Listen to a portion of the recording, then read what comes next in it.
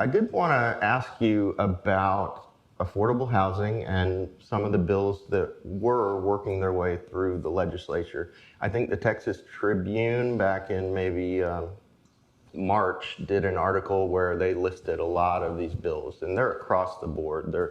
Some of them are preemption, some of them are like the Habitat bill programs, that aren't preemption, that kind of thing. But a lot of them honestly were. It was saying things like the size of the lot that you can build on, things like that, making it statewide.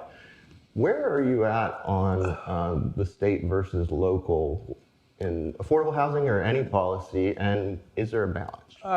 I think there needs to be a balance, and I think that every locality has some differences. I'm not for one size fits all on many occasions. Elections, yeah, I am kind of. We need to make sure they all run the same everywhere. Right. But in things like this, I typically am going to go with local control. Matter of fact, last night we had a bill. I'm bad at remember those bill numbers, but it would allow people to build a mother-in-law room in the backyard. Oh yeah. And it was, which I don't particularly have a problem with. Yeah, we don't. But it was a statewide law that would preempt any local law, except if it were a deed restriction or something of that nature. Right. And so I voted against it, and it failed.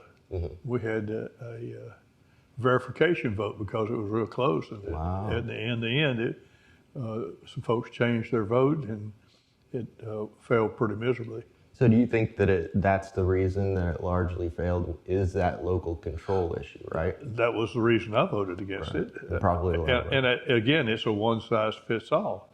I think we do that too many times in education